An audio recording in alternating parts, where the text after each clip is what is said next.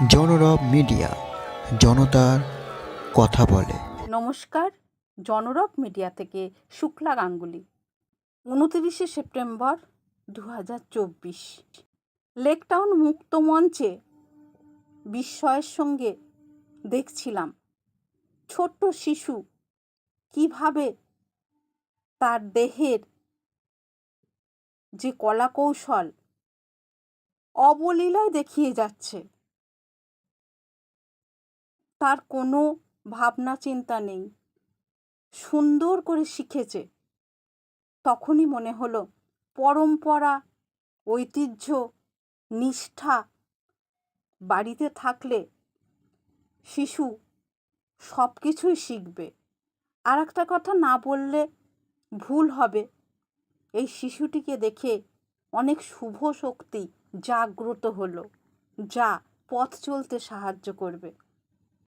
অনুষ্ঠানে অতিথি বরণ ছিল চোখে পড়ার মতো। তুলে দেবেন এরপর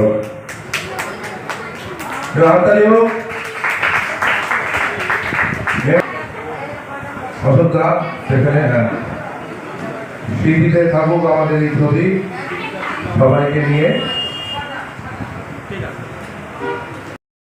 ছিল গুরু শিষ্য পরম্পরার নিদর্শন।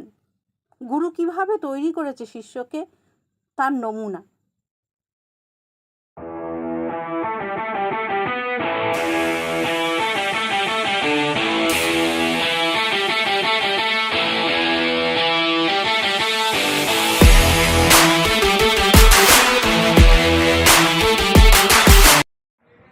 বরণ, অতিথিকে স্মারক উত্তরীয় দিয়ে বরণ, এ আমাদের আলাদা শিক্ষা, ঐতিহ্য।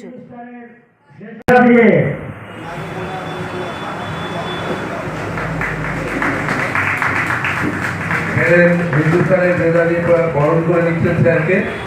গোপাল দাকে হাততালি দেবেন একটু। আর খেলাধুলোর জন্য যে শরীর তৈরি করা দরকার, মনে রাখবে শরীর তৈরি করার জন্য যে মনোবল দরকার, সেই মনোবলটা যদি কোনো প্র্যাকটিসে থাকবে তাহলে এই মনোবল তৈরি হয়ে যাবে। কেন আমি দীর্ঘ 45 বছর আমি নিজে প্র্যাকটিস করে থেকে আমার মনোবলটা সেই জন্য অটুট ছিল। আমি যদি প্র্যাকটিস ছেড়ে দিতাম, প্র্যাকটিস না করতাম, তাহলে কিন্তু আমার মনোবল থাকতো না। প্র্যাকটিসের মধ্যে দিয়ে শরীরের মনোবল তৈরি হয়, এনার্জি আসে এবং খেলাধুলার জন্য উৎসাহ আসে এবং প্রতিযোগিতা করার জন্য উৎসাহ পাওয়া যায়। প্রতিযোগিতা করলেই প্র্যাকটিসটাও মন আসে। যদি প্রতিযোগিতা না করি তাহলে কিন্তু প্র্যাকটিসে মন আসে না। তাহলে আমি আমার প্র্যাকটিক্যাল জীবন দেখেছি, আমি যত কম্পিটিশন করেছি তত আমি কম্পিটিশন করেছি এবং কম্পিটিশন করেছি বলেই প্র্যাকটিসে মন দিয়েছি। তাহলে কী হচ্ছে, একটা অনলাইনভাবে জড়িয়ে থাকে, আমি কম্পিটিশন করছি, এবার আমি কম্পিটিশন প্র্যাকটিস করছি, দুটোই আমি সমানভাবে চালিয়ে যাচ্ছি। আমি সবাইকে অনুরোধ করছি এই শরীরচর্চা সবাই যেন করে এবং বাড়িতে মা বোন ভাই বোন সবাইকেই যেন শরীরচর্চার জন্য তারা উৎসাহ দেয় এবং নিজেও যেন উৎসাহিত হয়। তাই আমি একটা কথা বলি, আমার গুরুদেব বলতেন যে কথাটা হচ্ছে, না যদি হয় লেখাপড়া তোমার, না যদি হয় বিষয় ভোগ, আর বিষয় ভোগ ত্যাগ করে যদি ভগবানের মন দাও, অসুস্থ শরীরে অশান্ত মন ব্যর্থ করিবে তাও। তাহলে বুঝতে পারছেন যে শরীরে সব কিছু দরকার। আমাদের যদি আমরা লেখাপড়া করি তাও আমাদের শরীরচর্চা করা দরকার। আমরা যদি পুজো অর্চনা করি তাও শরীরচর্চা করা দরকার। সমস্ত জিনিস শরীরচর্চা খুঁজে দরকার। আজকে যে একটা অশোক রাজ নিয়েছে একটা দারুণ ভালো লাগার জায়গা এবং আমি চাই অশোক এই যে উৎসাহ নিয়ে এই প্রতিযোগিতা করছে আনমুক্তি বা আনস্পট পাঞ্জাব কম্পিটিশন থেকে বলা হয় বাংলায়, এবং বডি বিল্ডিংয়ের বিভিন্ন কম্পিটিশান, এগুলো একটা দারুণভাবে একটা সাড়া দেয় মানুষের মনের মধ্যে। আমি আরও চাই যে অশোক আরও অনেক বড় বড় কম্পিটিশান করুক এবং আরও উৎসাহিত করুক ছেলেদের মধ্যে, যেন এই কম্পিটিশানগুলো আরও বৃদ্ধি করে। আমি এই কথা বলে আমার বক্তব্য আছে যাদের তারা মানে আমাদের এই কম্পিটিশনটা সফলভাবে আমরা পরিচালনা করতেই পারতাম না। তারা হলেন Anirban Nandi, national coach referee, plus হচ্ছে রাজীব ব্যানার্জি, উনিও national coach referee, national champion. ওনার বাবা ন্যাশনাল চ্যাম্পিয়ন ছিলেন। ওনার দাদুর কথা তো আমার বলার নেই। উনি হচ্ছেন বিশ্বশ্রী মনোনয়নের সুযোগ্য নাতি। আরেকজন হচ্ছে আমাদের বালি কালচার থেকে এসেছেন, উনি হচ্ছে কিশোর কুমার দাস। উনি আমার ডাকে সবসময় আসেন, মাস্টার্সে জানেন, গ্র্যান্ড মাস্টার্সে উনি এসেছেন। এরা তিনজন মিলে সফলভাবে আমাদের আমেরিকা ও আলপাইন তারা খুব সম্পন্ন করেছেন। আমি চাই অনির্বাণদা কিছু কথা বলুন খেলার ব্যাপারে। শরীরচর্চা নিয়ে অশোক দাকে তো প্রথমেই ধন্যবাদ জানাতে হয়, এত ছেলেকে এই যে পুজোর পরিবেশ সেখানে জোগাড় করেছে, এর জন্য অশোক দাকে অসংখ্য ধন্যবাদ জানানো উচিত। সবাই আমাদের তরফ থেকে একটু হাততালি দেবেন। আর দ্বিতীয় কথা বলি, আজকে যারা আন্দোলন করলো আগামী দিনে তারা আরও বড় জায়গায় যাক এটা আশা করব। তবে সবাইকেই একটা কথা বলবো যে স্যার বললেন প্র্যাকটিস করতে হবে, প্রচুর পরিমাণে প্র্যাকটিস। আমি আজকে অশোকদার ডাকে সাড়া দিয়ে আমি নিজে আজকে খেললাম মাস্টার্সে, এ দেখে আর পারলাম না, টেবিল দেখে আর থাকতে পারলাম না, আমি খেলতে বাধ্য হলাম। তো কোনো জায়গায় অশোকদা নিয়ে যাবে, অশোকদার হাত ধরে এখানে রাজীবদা আছে, স্যারেরা রয়েছেন, সবাইকে নিয়ে আমরা মোবাইলের জগৎ থেকে দূর হয়ে আমরা একটু খেলার জগতে ফিরে আসি, একটু এই ধরনের খেলাধুলো খেলি যাতে শরীর সুস্থ থাকবে এবং মনও আপনার সুস্থ থাকবে। এই বলে আমার বক্তব্য শেষ করলাম। জাজ মিস্টার নন্দন দেবনাথ, আমি ওনার মুখে যে কথা শুনে নেব ওনাকে। প্রথমে ধন্যবাদ জানাচ্ছি অশোক কুমার মহাশয়কে এরকম একটা অনুষ্ঠান করার জন্য।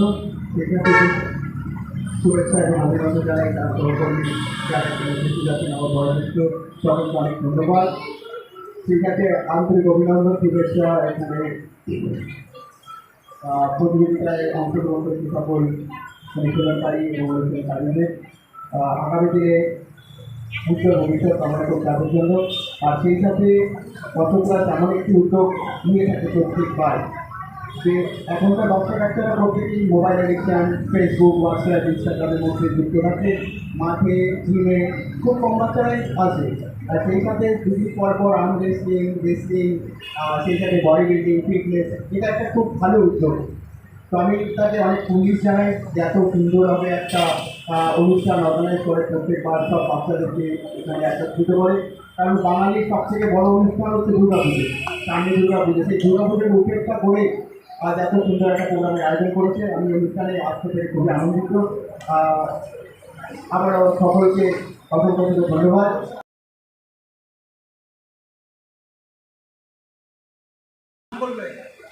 চলুন মূল অনুষ্ঠানে ফেরা যাক। ট্যাগ নাম্বার 2 তন্ময় দে, ট্যাগ নাম্বার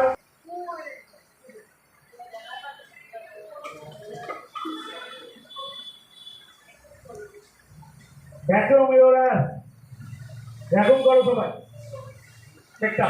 চেকটা খালি করো, রিল্যাক্স।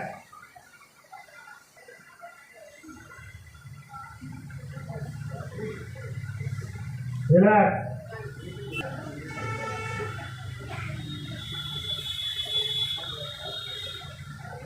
Relax.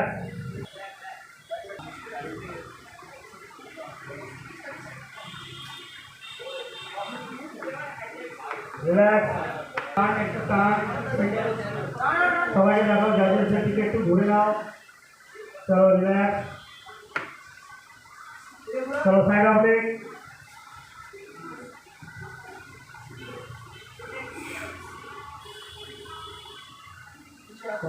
Side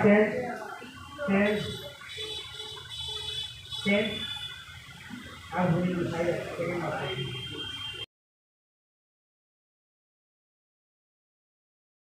এই অনুষ্ঠানে বড় পাওনা ছিল যে বর্তমান প্রজন্ম এখনো তাদের এই দেহসৌষ্ঠব প্রতিযোগিতায় আগ্রহী এবং তারা পরম্পরা আর ভবিষ্যতের দেহসৌষ্ঠব।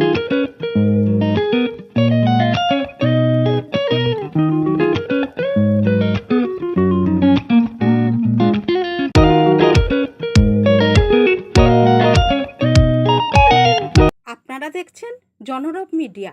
আবার আসছি অন্য কোনো খবর নিয়ে।